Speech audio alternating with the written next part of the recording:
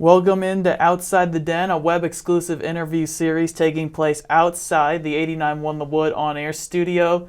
Joining me today from the Lindenwood Baseball team is starting pitcher Jacob Thompson. And Jacob, how you doing? I'm doing good. And really good, fantastic is a way that you can describe the baseball team. You guys, I believe you guys are 8-1 on the season. And basically a quick nugget on that, you guys 8-1, a very good start to the season. And since the baseball team moved into NCAA, which was back in 2012, I took a look at the record book just to see the just game-by-game results, and this is the best 9-game start that the baseball team has gotten off to. So what's contributed to your guys' success early on?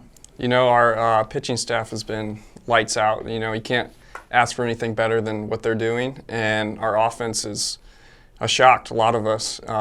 They've been producing, and we can't be complaining.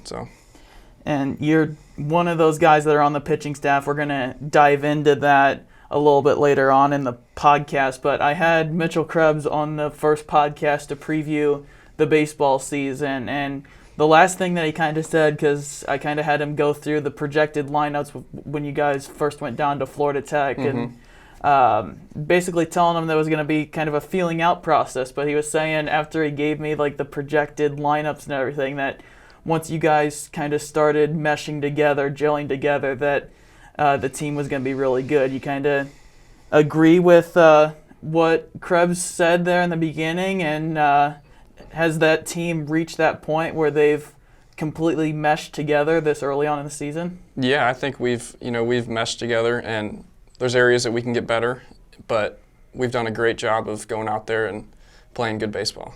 And so that just what kind of take me behind the scenes. So if you're a fan, you'll obviously show up to Lou Brock Sports Complex. You'll see the product that's being put out on the field, but take me kind of behind the scenes in the locker room.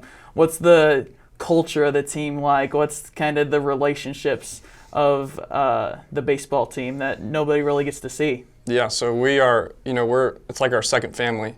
We're really close. Outside of baseball, we're always doing things together, and I think that's important that we grow and get to know each other outside of the sport. And that's really contributed to our success, too.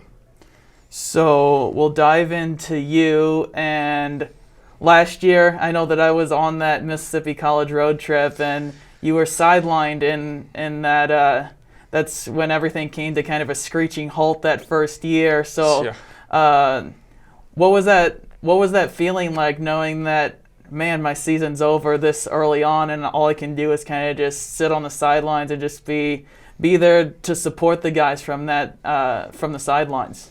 It wasn't fun. It wasn't easy, especially coming in my freshman year. I'm wanting to show what I got, and then second start, it goes downhill from there. So, you just kind of have to sit on the bench and cheer the other guys on. And obviously not a whole lot to go on last year, but you're really good starting off this year, off to a 2-0 start. Only walked 4 batters, only given up 16 hits. So your stats, you're looking good. So did not being able to pitch at all last year, I know maybe in the recovery process, you might not have been able to get any game action, but you might have been able to throw a little bit last year. Having that extra time to practice and build up, is that something that's contributing to this early success for you? Yeah, I think it helps out a lot, especially getting to see, 2 studs, Kyle and Blake, go out there and see their mentality and how they attack hitters. And I think that helps out a lot just to see how the guys do it. And maybe if any of our viewers are watching this, you might have noticed, you might have heard rumors that Blake might have been coming on the podcast. Something came up. We'll be sure to get him on the podcast eventually. But Blake was the one, he basically texted me. It's like, I texted him, who would be another good guy to bring on the podcast to kind of take a look back at this previous week and preview the upcoming week, which we'll dive into. And he mentioned you guys. So what's it like having a couple of senior mentors like Blake and Kyle to kind of look up to? I mean, you guys, we were talking off air before this podcast started.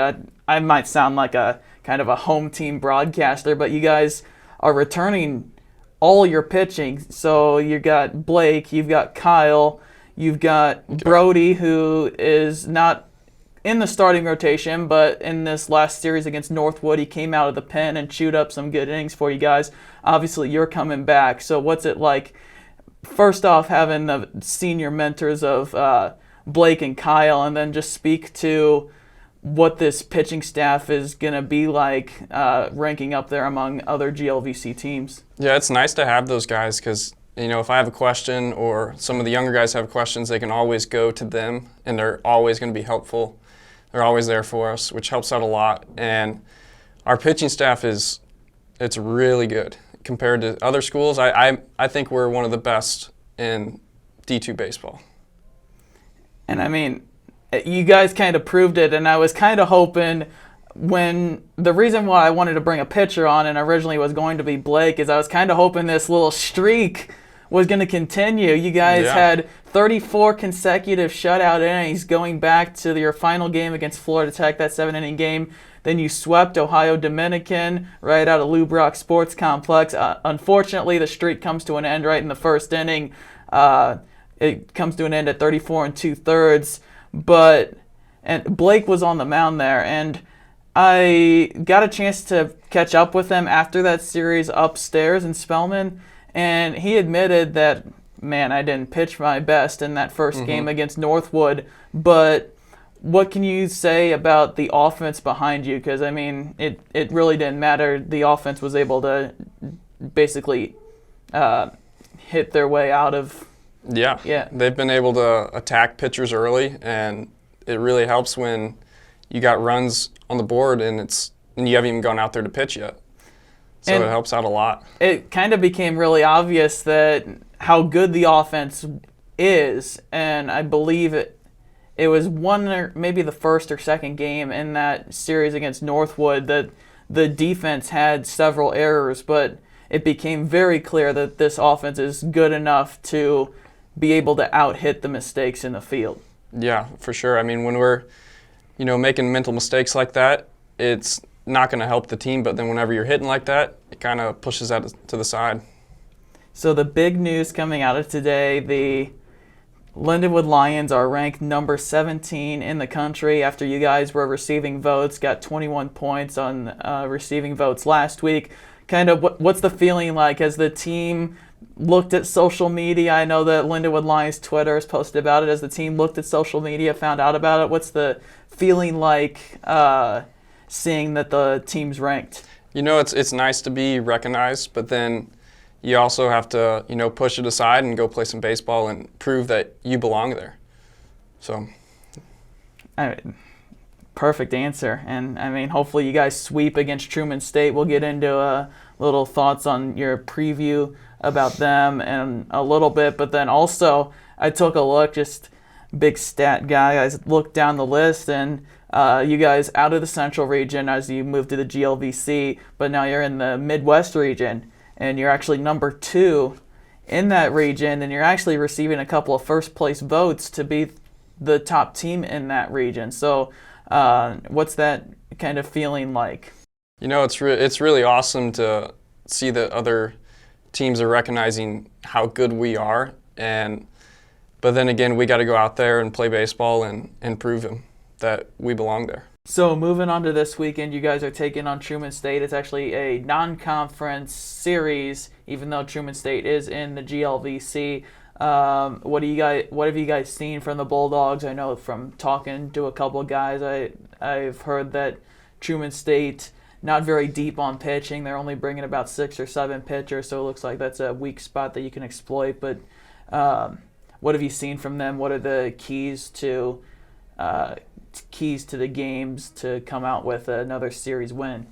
Yeah, so they're going to bring a few bats, but we just got to go out there and get ahead in counts and be able to, put guys away. And as far as offensively, we just got to keep doing what we've been doing and hitting the ball and, hitting with runners in scoring position. Jacob, thank you for the time. Thanks for coming on the podcast. And thank you for tuning in to Outside the Den.